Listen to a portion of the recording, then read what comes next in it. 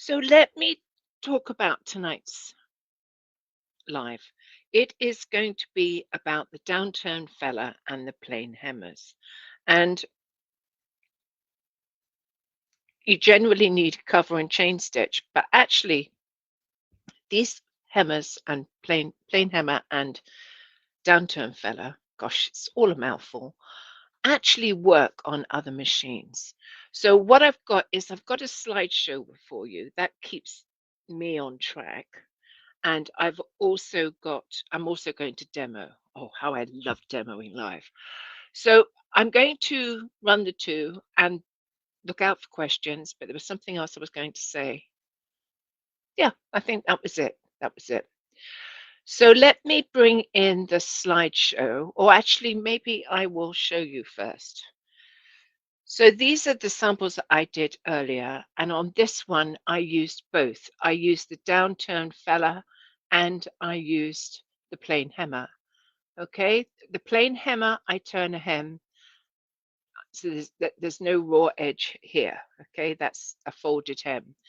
And the downturn fella, I have a raw edge, but you can hack it. Okay, so stay with me on that. And as I said to you, it's considered to be a chain and cover stitch attachment, but I actually used serger stitches to finish this edge using, actually this one I used the plain hemmer, and on this one I used the 1/4 inch downturn fella. So how confusing is all that? So let's do the slideshow because I think it just helps to see it all and then it makes a little more sense, and then I will demo each one. So what can they do? Oh, I hate it when that happens. It doesn't show me that when I look at it in the screen and until I come to the slideshow. So these hemmers can be used for chain stitch and cover stitch. But if you have the triumphation with the new table, BLA, I can't see what it says. You can also use these binders with the serger. So I think it's OLT, BLAOLT, and it's the new Babylock table. And the reason it works is, do you see it's got 2 sets of screw holes and it's got room for the upper looper to go up. It's got a gap in it, and you'll see it, I'm sure, at some stage tonight. But that allows you to use serger stitches with these 2 attachments. So pretty cool. But not only that, these hemmers and the downturn fellers can also be used on the Babylock Accomplish, which is a straight stitch machine. It's powerful. It just does straight stitch. I own one. I love it for straight stitch. It has the perfect straight stitch. And you can use these particular attachments on that straight stitch sewing machine. And on that's pictured on the right, the Accomplish, the straight stitch machine. On the left is the Sashiko machine. So you can also use these attachments on the Sashiko machine. So just good to know. So let's talk about the plain hemmer, and that's a picture of it. And you can see it has a sort of circular cone attached to it. And what you're going to do, or what they tell you to do, I've got 1/2 inch, you should be a 1/4 inch. I can't change it now. You press up a 1/4 inch hem.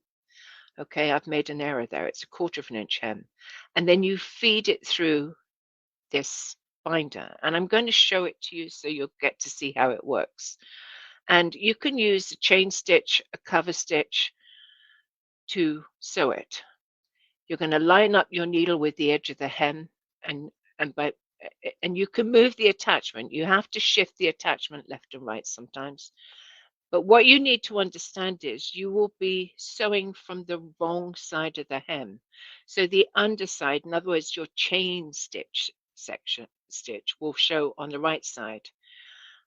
What you cannot do is you cannot sew in the round and you have to leave one seam open. Well, that's not particularly difficult.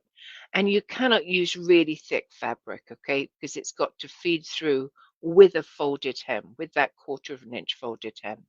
And I will show you that. In fact, I might show you that now so that it all goes into your mind at the same time, you know, before I get on to confusing you with more. So I'm going to remove that and I'm going to put in my camera to show it to you.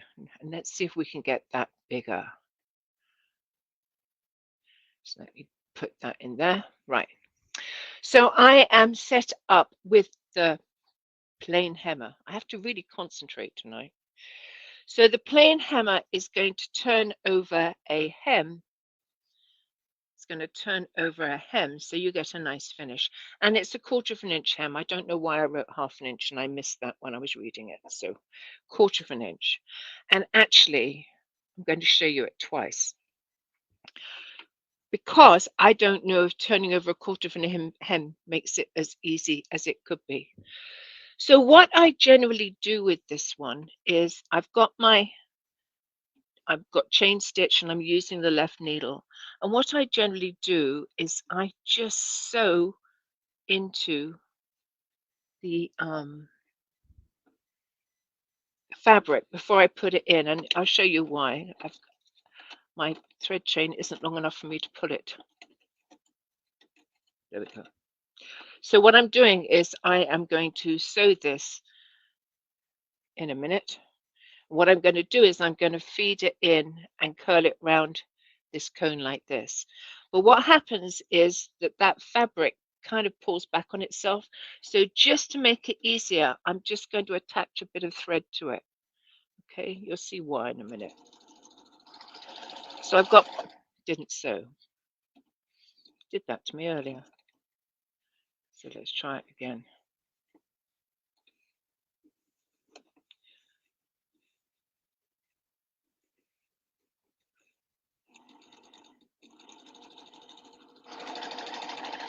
Right, so what I'm doing is I'm just putting a little thread chain on here, and I'm going to cut off my first bit of thread because I don't want to pull on that.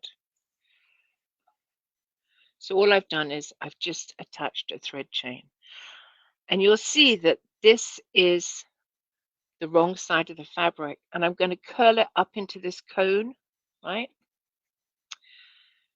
And I tell you something else that really helps with this is starching the fabric so it's stiff. This isn't going to work that easily with a very soft fabric like a knit.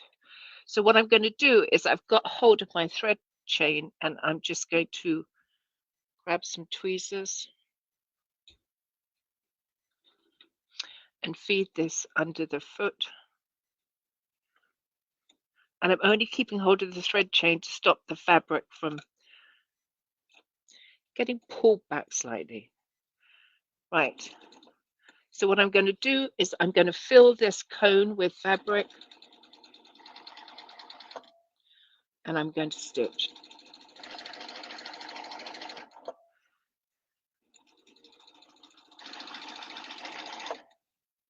So there you have it. There is the hem. And you can see it's pulled away slightly at the end, okay?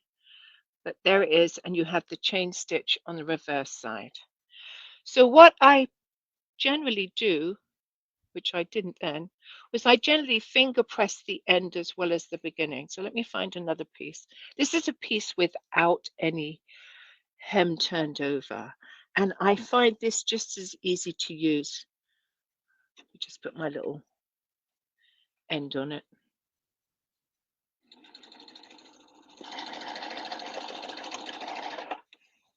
Just cutting off the thread chain. I knew I did that before I even did it. Oh, I'm going to do it from this end. So what I'm going to do is I've actually done that the wrong way. I need to do it that way. Let me just do it again, then I'll get it right. This is just an addition. You don't have to do this. And this one, I haven't pressed it under. And I sometimes think it's easier, but give it a try both ways. So I'm feeding it into the cone. I'm going to grab my thread chain and pull on it because it's easier to do. And I actually got this from an old featherweight video I watched. Right, so I haven't actually turned under the 1/4 of an inch. And I'm just keeping this cone filled. And sometimes I find this works better for me than actually doing the 1/4 of an inch. But we'll see if it did or it didn't. It did until the end, and actually I've got a pucker in it. So let's try this one more time with the pressed end. And what I want to show you is, I'm going to put that thread chain on, because that does really help. So I've got the thread chain on. I'm going to cut off the excess. I've got my 1/4 of an inch pressed, which I think maybe works better for first time round, although I don't always. And I'm going to lift my foot, lift my needle, because obviously I can't pull it, grab my end. You have to make sure the end is turning under. And then what I'm going to do is do that again. Now this is the one with the pressed 1/4 of an inch. So I'm going to put it up. And then what I'm going to do this end is I am going to, this is the 1/2 inch. So what I'm going to do is I'm actually going to finger press the very end, because I find when it gets to that end bit, it tends to misbehave. So again, making sure I've got my fabric in the cone. I've got my pressed end.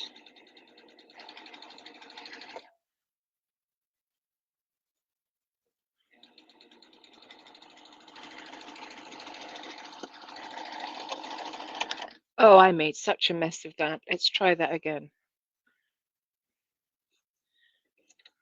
I love demoing. Did I tell you that before? Right, this is the grown-up one without the errors. So I'm going to feed it in. I've got that thread chain on the end that's going to help me. I'm going to lift my foot.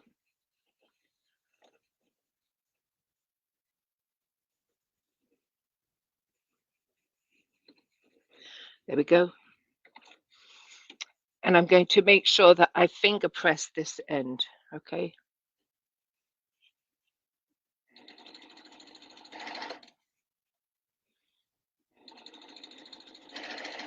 So this end, I've already got it in place so that the stitch stays on the hem. And there you have it, okay? That was better. That was better. So this one does take a bit of practice, okay? It's, as I said to you, you're going to press under a 1/4 of an inch all the way around, whether you're using the 1/4 inch or the 1/2 inch, and you're going to feed it in with the wrong side facing you, getting it in the cone all the way so it fills the cone, and you can see it in the cone, and you're just going to push it on through and it will go. It helps to have a thread chain on this end just to pull it, because you can see if I take off my foot, as it goes through, it tends to pull back on itself. Do you see that? So if you have the thread chain on it, you can just give it a little tug and that helps. So that is the plain hammer. Okay, so let's go and look at the next one. Let's take this out. Leandra says it takes great courage to demo something that works properly 99 times in private and then go wrong in the demo. It's okay, I'm used to it. It doesn't faze me anymore. They are fiddly. They are fiddly, or this one is fiddly. I'm going to show you the one that's easier, and I'm going to show you how to hack it so it's even easier. So I haven't lost heart yet, but I could come close. Right, so that is the plain hammer, and it comes in a 1/2 inch and a 1/4 of an inch. So it only comes in those two smaller sizes, and obviously the 1/4 of an inch works exactly the same as the 1/2 inch plain hammer. So the single downturn feller, what this attachment does is it turns up a hem, but it doesn't have that double fold in it, which I think in many ways makes it easier. So you could finish the raw edge on your serger and then just put it in your, you could finish the raw edge and then it will be finished edge when you feed it through the downturn feller. So let's look at the single downturn feller. So you're going to, it says to press in 1/4 of an inch, 5/8 or 1 inch. That's just to get it started, okay? Just to get it started. And you don't have to do it all the way through. I recommend doing it at the beginning and at the end because that end just tends to feed off if you're not careful. Okay, so you're going to slide it into the attachment, but this side, this time the right side of the fabric is going to be facing up. Okay, and you just run it through. So let's just do that so you can see how it works. I've got to change it on. Oops, let's go to the bigger picture.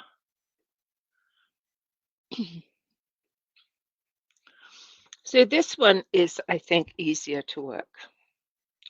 So I'm just going to drop my screws and change it over. Now remember, you you need to get it situated in the right place for your needles, whichever one you're using. And you may have to practice it and try it out before you do the finished thing. So I'm just checking which one is which. So this is the 1 inch downturn feller, which is easier to use. So let me show you what it does before I actually do it, because I think it helps. So here it is. Okay, if you look, it's got 1 inch this side, and the right side of the fabric is on top for this. So you just feed it in. Do you see what it's doing? It's just going to feed along here, the 1 inch downturn feller. You just keep the fabric up to the 1 inch line and you are good.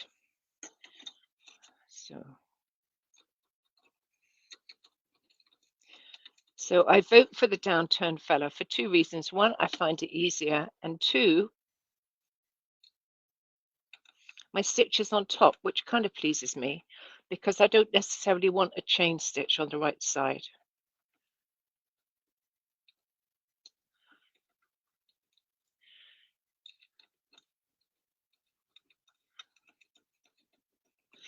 So I think I have it lined up where I want. I'm going to test it and see. Make sure it is straight.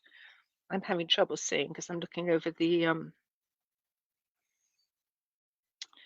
camera. Right, so all you have to do is put the right side up this time. That's different to when you use the double fold. And you need to slide your fabric in until you've filled that 1 inch. And you kind of feel it, but you can lift your fabric up and check it. If your fabric is stiff, it makes it a whole lot easier. And if I have real trouble, I take it off and I put it in before I attach the attachment. So I'm going to lift my foot, make sure it's sliding forward.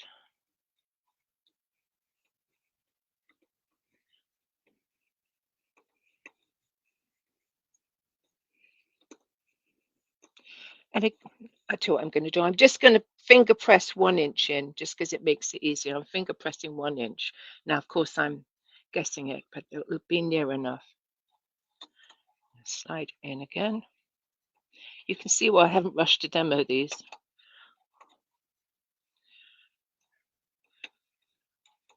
Right, I'm going to take my foot off and do it because it's just then I know it's perfect. Not my foot, my attachment.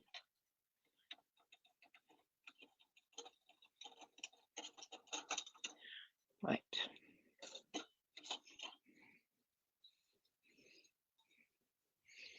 So I'll show you what I've done when I've done it. Right. I have it in there now and it is filling my 1 inch. Now, as I say, you can press 1 inch up before you start, just at the beginning and just at the end, and I do think that makes it a little less fiddly.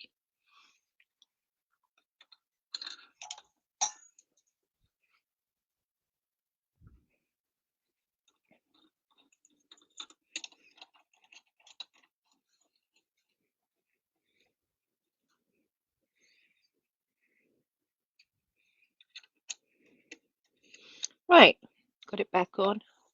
Check it straight. So what you've always got to make sure they're straight, you know. I'm going to lift my foot, I'm going to slide it in. I've got my 1 inch at the end here, and I'm just going to stitch.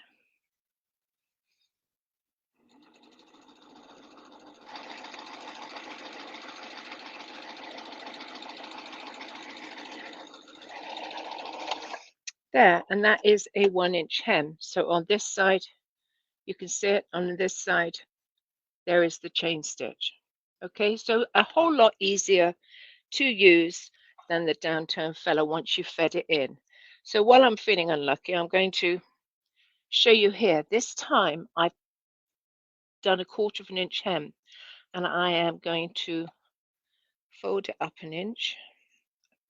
I'm going to finger press it. So this time, when I did it before, it was a raw edge, okay? This time round, I'm going to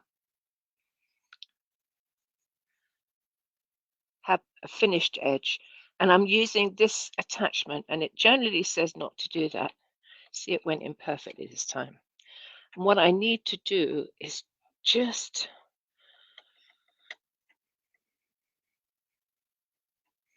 stitch. So I've marked my 1 inch up.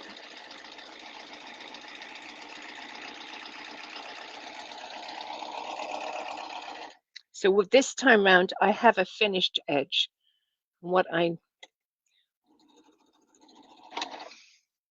This time I have a folded edge, but what I need to do is get that stitch a little bit down.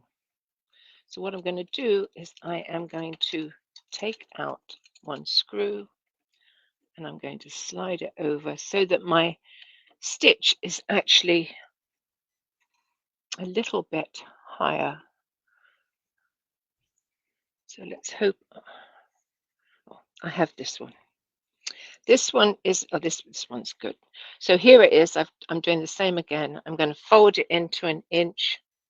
So what I'm doing is I'm hacking that Downturn Feller so that it does have a finished hem. And you're going to ask me the reason why, and I'm going to explain it all to you in a minute. So I've done the same again, and I'm just going to stitch. But what I wanted to do was get my stitch nearer the edge of the hem. Just a slight chance I could have missed it, you know, my luck, but I think I'm good.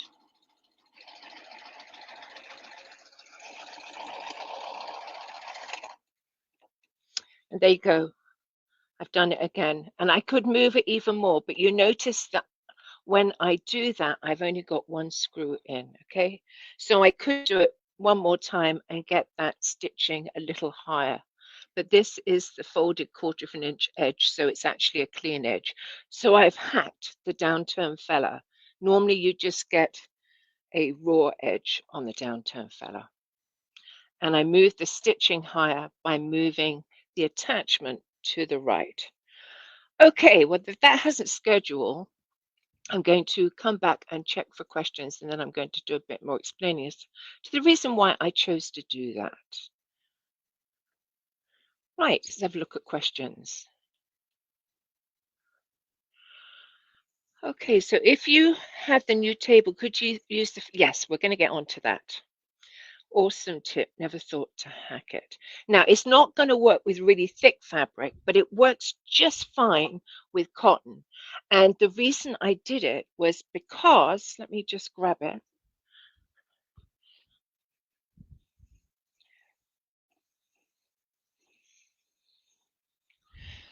Right, for the club this month, we're doing drawstring bags, okay? And this one I actually did on the sewing machine because I wanted a bigger casing, and I made the braid on my belt binder. But this one I did using the plain hemmer. And you'll see that it's actually quite a narrow hem, because remember, the plain hemmer only comes in 1/4 of an inch and 1/2 inch. The advantage of the Downturn Feller is it comes in, I think, 1/4 inch, 5/8, and 1 inch. So therefore, when I made this using the plain hemmer, it was narrow, so I had to use a cord. But if I had hacked the Downturn Feller, I could have given an inch and still used my belt binder cord that I wanted. Okay, so let me just show you that. So what I did was I just hacked it, and it's given me a bigger casing. Casings are really useful for so many things that I think that's a really good tip. You can see that it's easier to use than the cone-shaped one, and you can get a wider casing. Casings are awesome. So that would be my recommendation, to use the Downturn Feller, fold under 1/4 of an inch hem and just pop it through the Downturn Feller, and you'll get that wider casing.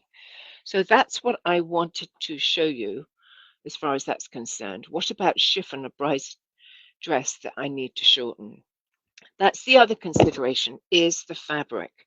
Now, I think if you're going to do something like that, I would definitely think you would find the Downturn Feller. It's taking a lot of concentration from me tonight. Downturn Feller easier, but understand that the 1/4 of an inch is easier to use than the 1/2 inch or the 5/8 for very fine fabric. And if you look at the instructions for these fellers, it does tell you what you can use. Now, you're not going to get something like a fleece through the double fold, or a double. You'd have to use it single, and I'm not even sure you get a fleece through unless it was a very fine one. So just check the instructions for that. Do I know where the name Fellers comes from?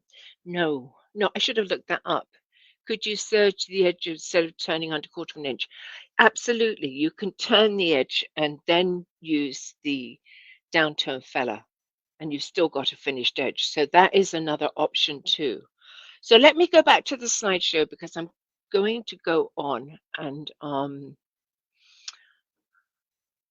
show you a couple of things, or just clarify a couple of things. So we just looked at the single Downturn Feller, much easier to use. So plain hemmer versus single Downturn Feller. The plain hemmer actually turns a double hem. The single downturn, you get a raw edge, but as you say, you could finish it with a serger stitch, or you could, if you're using a fine fabric like a cotton, press in 1/4 of an inch and still use that attachment. The plain hemmer only has 2 sizes, 1/4 of an inch and 1/2 inch. And the advantage of the Downturn Feller is it has 3 sizes. It has 1/4 inch, 5/8, and 1 inch, which is why at 1 inch it makes it good for casing. The big difference is here. The plain hemmer, you're going to sew from the hem side. So the underside of your stitch is going to show on the right side. Whereas with the single Downturn Feller, you actually sew from the correct side of the fabric. So you're going to get the straight stitches on the top of your fabric. So that's another big deal, okay? So I showed you the hack of how you can use the single Downturn Feller. You're going to press up 1/4 of an inch and then just pop it in your single Downturn Feller. The advantage is your top stitch will be on the right side, and you can use a 1 inch feller to do hems and also casings. And it won't work with heavier fabric because there's just too much to go through there. So let's go on to the overlock table for the Ovation and Triumph. Now, this is a new table. It's only available for the Triumph and Ovation. And the huge advantage of it is that it has some extra holes that allow you to use these 2 attachments and a few others, but this is what we're talking about tonight, to use these attachments to finish an edge. So if you look on the right, I have used the Downturn Feller, and I use decorative thread in the upper looper because remember you sew from the right side. So I put my decorative thread in the upper looper and I sewed down the edge of this fabric using the Downturn Feller. I used a 3-thread overlock wide and I used an 8-weight thread in the machine. Right, next. Somebody said their screen is frozen, but mine isn't. Nope. So using the new overlock table, I used the plain hammer. Now remember, that's going to turn under 1/4 of an inch hem as you stitch. And of course, I had to sew that from the wrong side. So I put my decorative thread in the lower looper. And it's the same stitch, a 3-thread overlock. So pretty cool. You know, I I have a long way to go with that because there's so many things that you could do with it that I haven't yet explored. You know, I haven't looked at them. I haven't seen how they can add to things, but I know they can. So that is pretty exciting. And I'll let's see what time is. I will save that for another day. Working with the serger stitches on these fellows. When would I ever use the plain hammer? The plain hammer you would use if you wanted a 1/4 of an inch hem, okay? And I made it look difficult tonight. I don't, it sometimes it just flies and it's easy, and sometimes, normally when lots of people are watching, it goes wrong. But it is a good way to hem. If I was going to do something like a sheet, bottom of a sheet, it would be my first choice, okay? I just pop it in and stitch round, and it would be great.